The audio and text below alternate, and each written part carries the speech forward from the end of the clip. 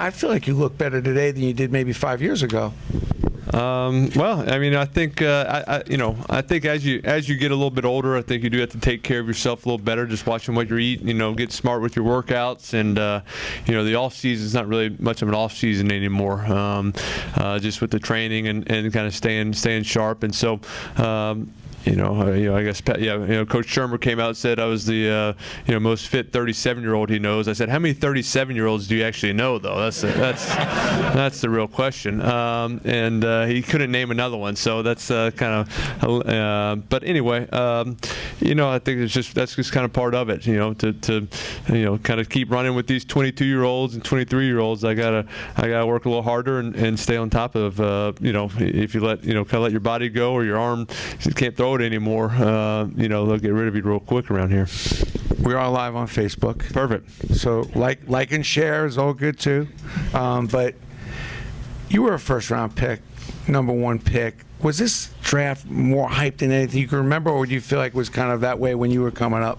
I think this year, just because there was so much uncertainty. There was a lot of quarterbacks, a lot of teams that needed quarterbacks, and you didn't know which one kind of might go first. And it wasn't just between the kind of one or two. There was four guys really that you didn't know where it might go. And so usually as you get kind of that week of the first, whoever has the first pick starts kind of giving a little indication of where they might head, and you just had no idea. So I think that drew to the interest, and for a lot of teams, it is, you kind of know, and everybody kept quiet on what they were feeling or what direction they might be going. And so I think that brought a lot of interest, and obviously, I don't think anybody knew Baker Mayfield was going to go one. Yeah, but I think that NFL probably likes that. It's good for ratings and good for everybody, kind of watching, because they want to know how it's all going to work out.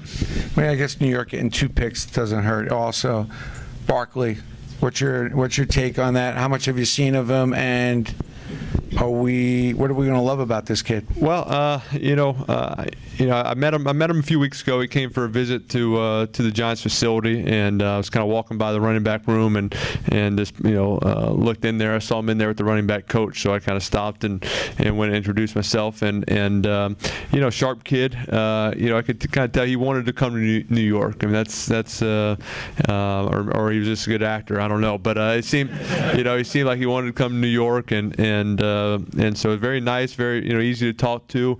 For everybody I've talked to say he's a great hard worker, great kid. From a first impression, that's kind of what I saw, and obviously the film speaks for itself on his playmaking ability. But I think we got to get him in here. He can come in here in a few weeks and just start working. Start learning this playbook, and obviously with as any player, your skills are one thing, but if you don't know the playbook as a running back, if you don't know protections, you don't know all the adjustments, all the things that go with it, it's hard to get on the field. But I think he's a smart kid. It shouldn't be a problem, but he's just got to get in the playbook and get going. Last season was tough. It was a tough season for everybody. What'd you learn? And also, how tough is it to lose? Like, I think about it, I have a bad day here, and I go home, I'm ready to go take the bottle of scotch out and everything else. I mean, but how tough is it to lose an NFL game? No, each game is tough, because you put not everybody sees the work that goes into each week, and from the practices, from the the meetings, the going home and watching more film by yourself. I mean, there's kind of after the season, I kind of get reintroduced to my family. My kids are like, "Hey, who's this guy?" And so it takes a toll on you. Obviously, but it's worth it for the wins. It's worth it to have that feeling in the locker room after a win, or to watch that film, or to have a tip on a defense, to pick up a blitz, or get to a play, or score a touchdown. So it's worth all those things. But to go to work that hard and not get any rewards and not get enough rewards with wins is draining and tough, and but it doesn't change the work ethic that goes involved. But I think last year, I mean, just going through the losses, when you lose your head coach in the middle of the season, it's tough. I mean, that's personal for me. That means I'm not doing my job well enough when a head coach gets fired, and so you take those things very personal. But I think last year, just kind of for the first time, getting a little taste of getting your job taken away, and also kind of not knowing that you might not be the quarterback of the New York Giants anymore. It kind of wakes you up and says, hey, this game is not forever. I'm not going to be able to play forever, and I got to take advantage of these years where I'm still healthy. I can still throw. I still love what I'm doing, and we have playmakers. We have guys, and obviously last year didn't go well, but I think so far this year, just seeing just kind of just a sense of urgency amongst the guys to kind of fix that and get better and get back to work and make sure we're doing things the right way and got to come together as a team. A grow year, I hope. Maybe for the whole franchise, because it really has been a long time since the franchise had that kind of year. This coach, tell us a little bit about what your feeling is, or what we can expect from this type of coach, and which we energy-wise, and where the emphasis with his management style is.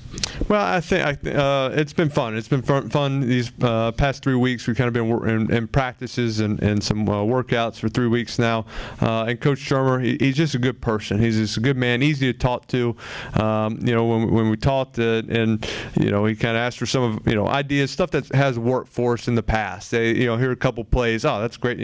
I've seen that. I've seen game planning for y'all. That's good. Yeah, let's do it. Let's put it in. He's just like if something works, he said, let's do it. If you got a great idea, let's do it. And so he's just but he obviously has his way and of doing things that he coaches up that you buy into and you believe and they make sense. And so just very enthusiastic about playing football and not trying to make it overly complicated. Hey, it's a simple game. Let's throw it. Let's catch it. Let's run it. Let's just do the little things better. But kind of brings a simplicity and a enthusiasm to each day about trying to get better, trying to learn something, and I think the guys appreciate that. When he's kind of involved in offense and defense. When he has team meetings, and this keeps it simple. The meetings aren't long when he's up there, but they're efficient and gets his point across very easily. We can't go through a long conversation without talking about Odell. You said to me a couple of years ago, one of the hardest working practice players you've ever played with. Do you still stay by that statement? And what can we expect from Odell? Yeah, Odell. I told some of the coaches, he's not quite practicing yet. Rehabbing from his injury. I said, I'm excited for you to see him practice. And I know, obviously you want to see him in games and making the plays. That's what you're leading to. But the practice kind of leads to those opportunities because every route is full throttle. It is fast, and he catches it, he scores, and he's running 80 yards, and he's just that practice habits can be contagious when you see other guys. When you see Sterling Shepard, he practices the same way. Evan Ingram, they kind of see, hey, here's the superstar. This is how he does it. This is how it's supposed to be done, and it's contagious on some of these young skill guys that we have. So, but Odell is he's a special athlete. He's a good kid. He's great in the locker room. He's never been problems. He's on time to meetings, so everything's good. And I'm excited to have him back and on the field. He makes us better when he's on the field because people they're going to pay attention to him. They're going to know where he is, and if they want to double him, it singles up a lot of other guys. I miss him. Yeah, me too. I missed the touchdown. There's nothing. Yeah. I'm dying to know. I don't mind the touchdown dances. Hey, if you score a touchdown, you can dance all you want. Remember we were sitting with Victor some Cruz. You can kind of calm down a little bit. Let's keep it kind of PG-13 maybe. But I remember sitting with you with Victor when we were talking about his salsa little thing going on. You're kind of like, but I see you. hey, yeah, it's not for me. I'm not going to do it, but I can't dance. So, I like to see it. When he's dancing, that means we're in the end zone. Although we did see some dancing. Oh, yeah. Oh, well. Now, how was that commercial? I mean, how long did it take you to shoot that commercial?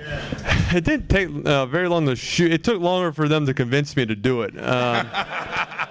They kind of they kind of pitched this idea and said, hey, we got an idea. We think it'll be really funny of you and Odell doing, the dancing scene from, the movie Dirty Dancing. I'm like, I've seen that. I've seen that scene. I said, it's very, intimate. He's kind of rubbing on her at the front. I'm like, I don't know. I just don't think that's going to play well.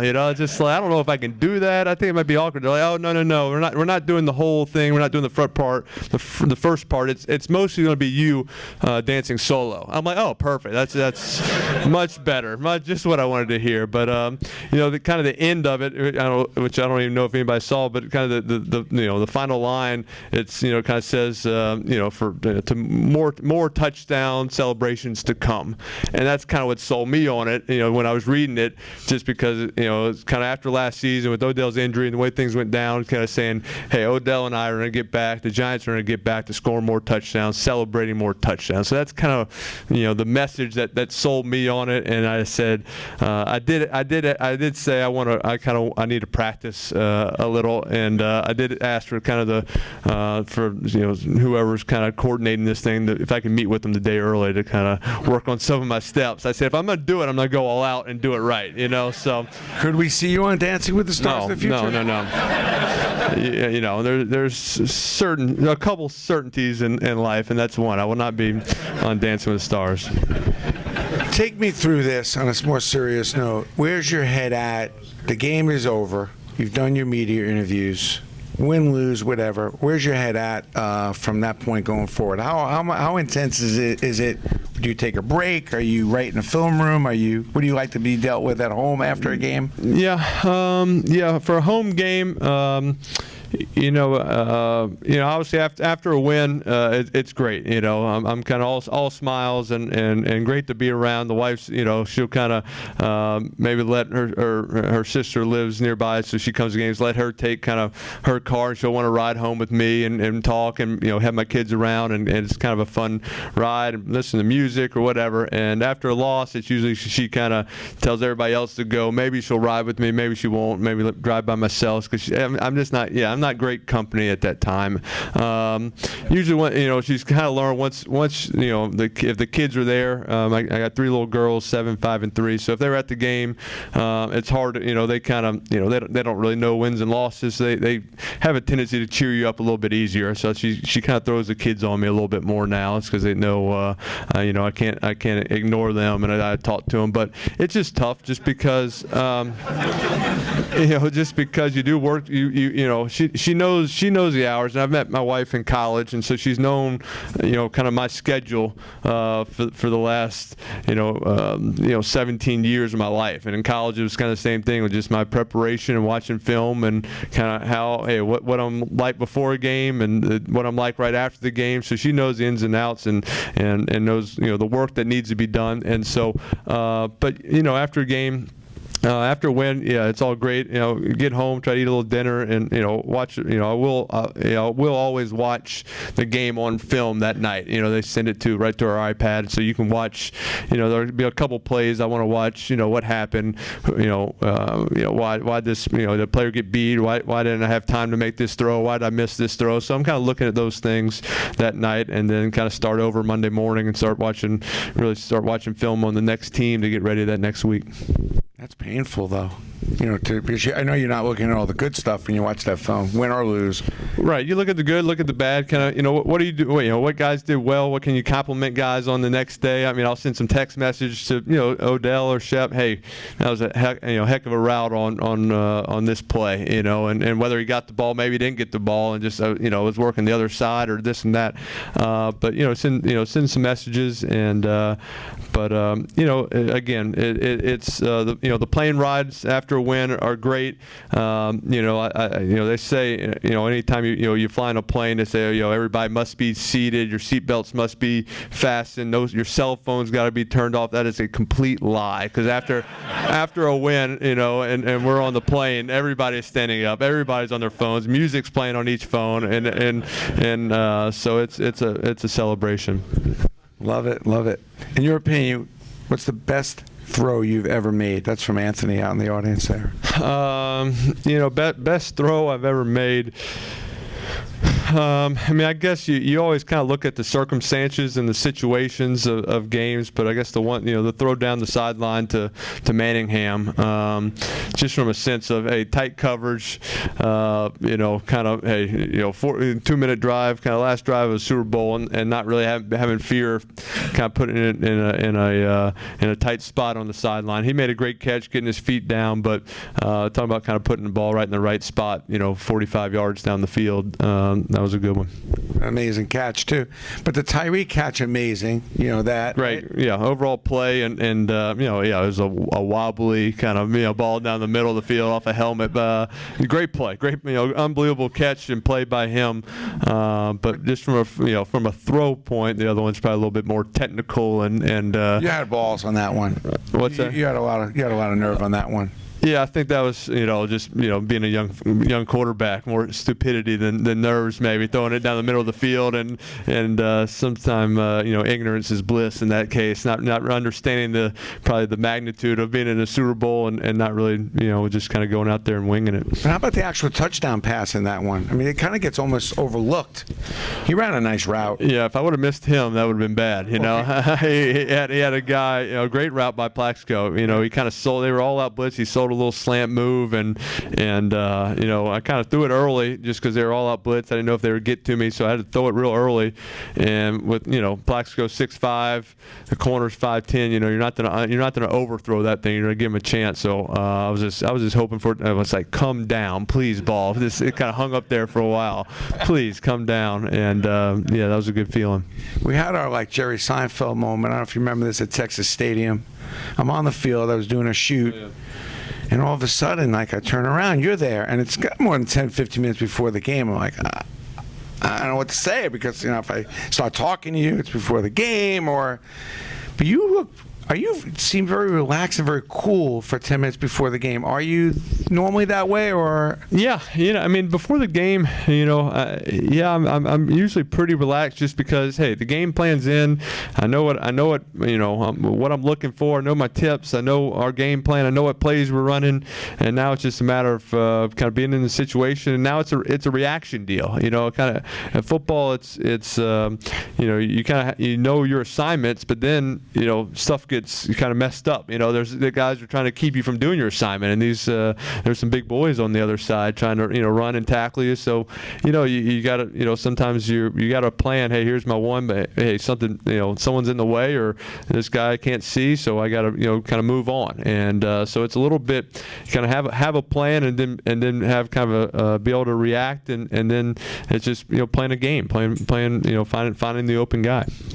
You seem very relaxed for 10 minutes before a Cowboy game. I was like, wow, we're going to win tonight. I think that's how do you stay so focused and intense and relaxed? Is that your favorite place to play, Cowboy Stadium or Eagles, or what's the stadium you love to go into and play your best football? I guess we've had some success there. Always seem to play the Cowboys. For the most part, it was always the first game of the season the last 5 years. This year, second game of the season. It really made a big difference. It's still Sunday night football, second game. Yeah, I think they kind of saw the tendency that we were going with there for a while. But I've had some good wins there. Had some fourth quarter comebacks, and I like all the stadiums. I feel good in all the stadiums you go into, especially in the NFC East. You're there more often than the others. So feel good about that. Philly, you just got to it takes a little while to get used to in Philly, just because you're not used to seeing a 9-year-old kind of cursing at you and talking about my mom and stuff. So it just once you get used to that, then it's fine. It just takes a year or two. I'm not sure that 9-year-old was actually really 9. It may be. Now, yeah, they're terrible in Philly. I'm just glad they got the whole. They kind of remind me of the way they were up in Boston for a while. Now they got that out of their system. Now he's 24 and he's training his 4-year-old to curse at me. So. we can't say enough bad things about Philly fans. I mean, I'm really. But Davis Webb, potential. What do you like about him? Yeah, I like Davis. Davis is a good kid, and we get along. We get along well. He works extremely hard, and he loves watching film, loves kind of looking at mechanics, and he's kind of stolen my my chair kind of in the film room. I usually always go in there after practice and go watch the film. Every time I go in there, he's already. I don't think he showers or something, so he's already always in there. So he works extremely hard, and so I appreciate that. I appreciate the work ethic that goes into it and sees it.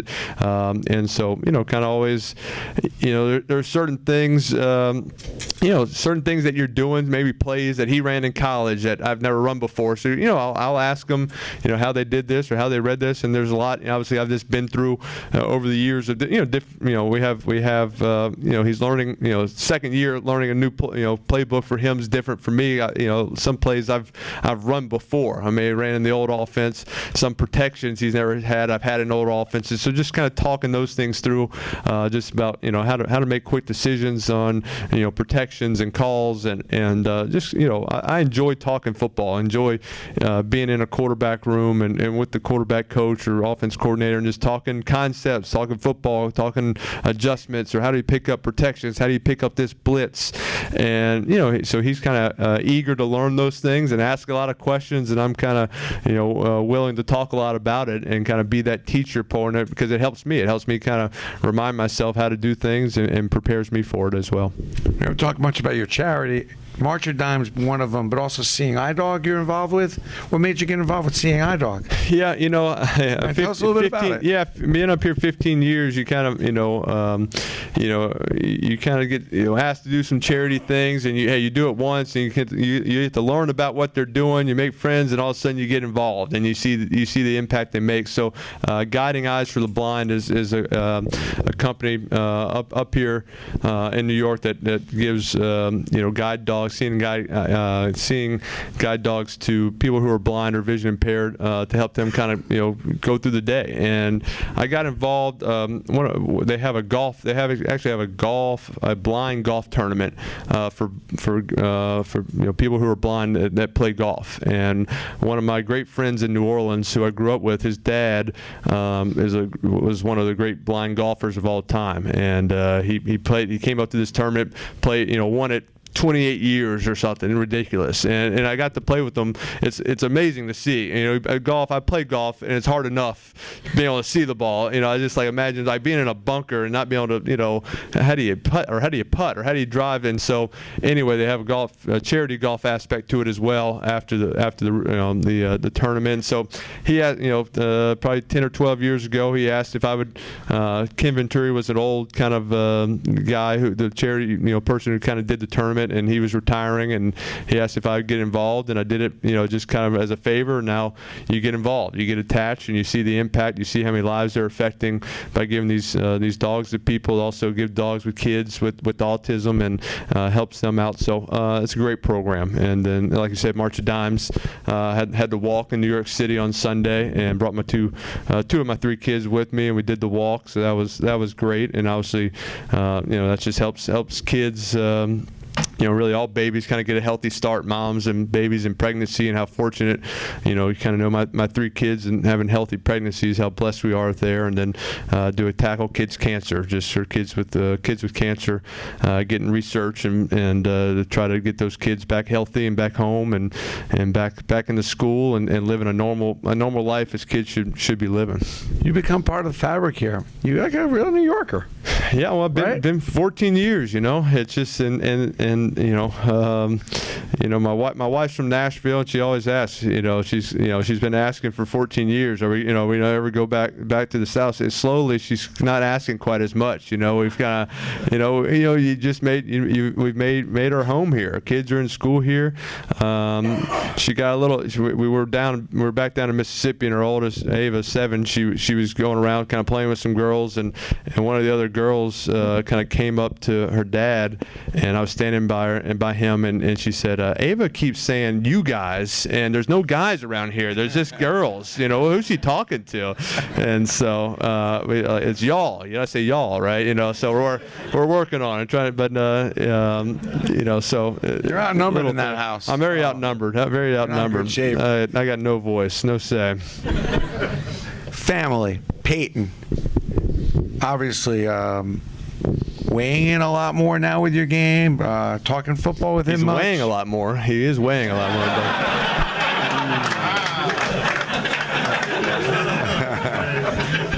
No, Peyton. He's still. He gets to watch. He gets to watch more of our games. But no, he's never been like the one to get involved or ask what we're doing or criticize or say anything like that. He's always been supportive. Always, say, hey, great throw here or good read or how did you pick that blitz up? Still likes to talk a little X's and O's on some stuff just because he gets to watch more of our games. And so he's still. We've always just supported each other. I always loved watching him play and watching his games. He's always done the same. So he's been great. But he's still kind of staying out in Denver and just kind of help. Kind of same deal. In the sense of you committed so much to the game and kind of gave up so much of your life to the game. Now having a little downtime and just coaching some of his kids. Little league, baseball games and being a part of his kid's life and just kind of playing golf. He goes to a lot of Tennessee games for football. He goes to some Broncos games still. Watches the Giants games. So still loves football and watching it. Just not not overly involved though. The biggest misconception about you now, just from my view, knowing you all these years, consistency, great guy, family guy, team guy, but practical joker. Well, I don't know. I've never done a practical joke in my life, So that they can prove. Is there something? But is there anything like recently you've come up with that we could share? Like, because I've heard you come up with some really good ones. I'm kind of scared of these millennials. I don't know what they might do and retaliate. So you've been kind of calming down on it. I've calmed down a little bit. Just kind of you just got to kind of feel out the right. You got to have the right guys. So I don't. If there's an opportunity that just like I cannot not do it, then I'll go ahead. But I'm not looking as much as I used to. Me and the old offensive linemen used to kind of go at it pretty good with Chris Snee and Sean O'Hara and Richie Sorbert, Dave Deal. Those are kind of my guys. Some of my best friends, still my best friends. So anytime I'm with them, it kind of just re-triggers and looking to get after them a little bit. But nothing lately. Okay. I get some of my kids. I get my kids a little bit. So I enjoy that. So I know I always love the ones where you take their iPhones and turn them Japanese. Yeah, I'll do that again. If it's an open, if they leave your phone around, I can't help. That doesn't really count anymore. So I like to like change their numbers in there. Like if they have like like I'll have like Coach Shurmur's cell phone memorized. So like I'll find out their girlfriend's name and just put like his instead of her name, I'll change her number to his number. So just stuff like that. Just that's cold. Yeah. I haven't got anybody with that yet, but that's in my mind. Like that's how my mind thinks. But you never mess with kickers and punters. Yeah, that's just kind of I learned that the hard way. They don't go to meetings. Like they don't do anything. And so especially at training camp, we used to go up to Albany. I got Jeff Fiegels with like nothing. I don't even know what I did. Like I stole his toothbrush or something. Just like something just whatever. And I came out of practice. We had a night practice 2-a-day. It's 8:30. Walking out and I was the last one. Just I went and watched the I didn't have before they had to go iPads. I had to go up and watch film right after, or I wouldn't be able to go to sleep. I knew it, so I was kind of late. It's 8:30, 9 o'clock. No, everybody's gone. I walk out to my car.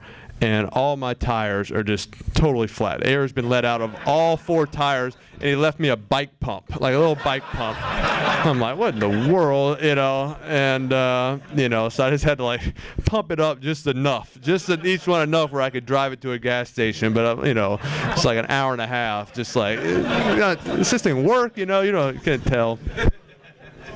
Wow. What's on your playlist? What kind of music you listen to? Do you have differential between working out and then pregame kind of music?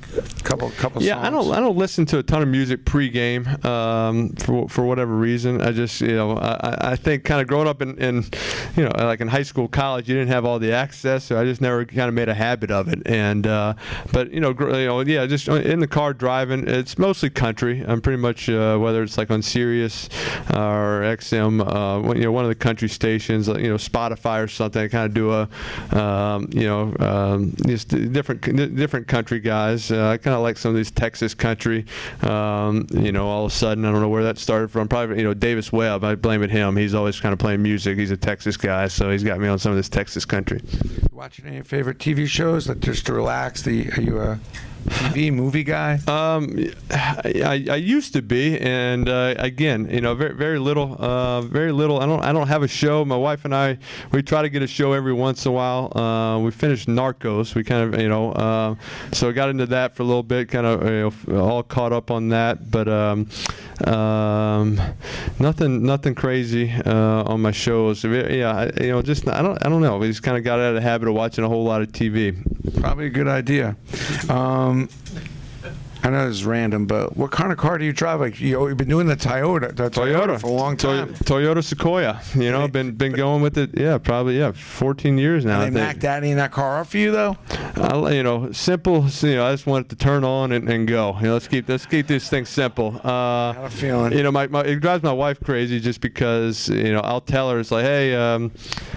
So I guess I don't know what I'm supposed to get it. They're supposed to give me one every 2 years. After 4 years, they'll be like, hey, you got to get you a new car. I'm like, no, I'm good. This one's going. It's fine. It's all good. They're like, no, we really need to put you in a new one. I'm like, all right, I'll come in, this week and get it. So I'll tell my wife, hey, I'm going to get a new car. She's like, what are you getting? I'm like, I don't know. I didn't ask. What color? I don't know. Whatever they put me in. I just, that stuff just. I just don't. I don't notice. I don't know what one other player. If I look in the parking lot, I see nice cars, but I don't know whose car is which. Yours one of those things sticks out though. Yeah, I'm the only Toyota Sequoia in the parking lot. I know that, but I love my back. My back is it's like an extra storage unit. I got cleats in there. I got balls. I'm prepared. If I get pulled over by a cop, I got jerseys. I got everything. So I'm prepared. Preparation. So your level of preparation just goes farther than just game plans. Oh yeah, everything. Prepare. Yeah, that's what a lot of times that's what I tell rookies or guys. Just kind of. You got to be a great planner and preparation in this league and be successful in the NFL. Just because I call our kind of guy who sets their schedule, kind of all season schedule. I say, hey, as soon as we have our practice schedules for the spring or days on or days off or workout days or practice days, send me all that stuff just so I can kind of so when you call and say, hey, can you come to an event? I know when I can do my events, when I'm not to miss a practice, when I'm not to miss a workout, what I have the next day. If it's an early start, maybe I can't do it this night. So I can prepare everything, my whole schedule, my all season, my workouts, my diet, my when I'm eating, just kind of prepare everything. Don't wait for anything the last minute. That kind of gives you sense of taking things seriously and the importance of kind of how to eat healthy, how to get enough sleep, how to hydrate, all those things kind of comes into play. So you're a preparation guy. Yeah, 100%, and that comes from Coach Coughlin. Coach Coughlin was a preparation guy and harped on it and got me into it and just made me draw up every blitz that every team did every game we played them. And the first week I'm like, oh, this is my rookie year. I was like, oh, it's not too bad. They had 20 blitzes, and I had to draw up those 20 blitzes versus all the protections that we had. So 4 or 5 different protections, and sure, then all of a sudden, like week 15, that's 15 games of 20 blitzes times 4. It kind of adds up, and sure enough, I'm doing it. A few, I'm like, hey, no way he's looking at all these. I would just kind of draw some X's and some lines, but sure enough. enough, he's like, what the F is this? He'd have his red ink and kind of correct them and look at them, and he was as much as I thought I was preparing, he was preparing as well. Oh, such a disciplinarian and focused. Oh. One of my favorites. He's a good man. So still keep in touch with them, and kind of when all that happened, I just felt really felt blessed that I got to be coached by him for 12 years, and kind of the lessons I learned from him, still use to this day, and being prepared and being early and just being ready for anything. I know the two best games you ever played, obviously the 2 Super Bowl wins, I would assume, but outside, maybe even before you got into the NFL, what was the best game you ever played? Like, where you're like, man, was it a high school, little league game, college game? Yeah, I mean, had some good college games. We played Alabama my senior year, and threw 4 touchdowns against them. I try not to. I haven't brought it up to our new offensive coordinator, Mike Shula. He was the head coach at Alabama that day, so I haven't brought it up to him yet. But had some good ones versus Alabama. Obviously, I love the Green Bay game and the 2007 NFC Championship game in the cold. How cold was it? As cold as you can make it. It was. I think Coach Coughlin's face is still a little frostbite. I think it's a little rosy cheeks, but it was cold. Were you affected though?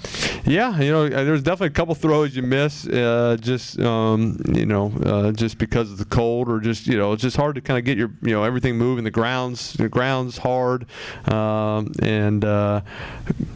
just that whole scenario. Plaxico was on fire. He played great. Going against Brett Favre in Lambeau. It's a great environment for football, and to get that win was pretty awesome. The overtime, the missed field goals, and finally for Tynes to make one was pretty sweet. In wrapping up, talk to me a little bit about the future. Are we a 14-2 team? Is that too much to expect? I hope so. That's the good thing about the NFL. I guess it's good and bad, but you can go from obviously 11-5 to 3-13, and you can go from 3-13 to 14-2, like you said. So it's not a huge difference. Every team has talent. It's just about obviously guys staying healthy, guys buying in, and finding ways to win those close games. Because for the most part, probably 10 or 11 of those 16 games you play are going to come down to the last couple of drives of a game. And can you find ways to get stops? Can you find ways to score touchdowns and make plays in those scenarios and win those games? And that's kind of the difference, between great seasons and bad seasons. So I think the talent is there, the commitment's there. It's just got can we kind of put it all together? Can we have those days where the talent, being prepared and just making plays and playing smart football consistently. But is your approach, because now we're approaching, going to be different this year, or the same as it has been the last few years? Or do you have a little chip on your shoulder? Are you a little? Well, yeah, I mean, I think there's definitely a something to prove attitude going into it, but I don't think it changes how you prepare.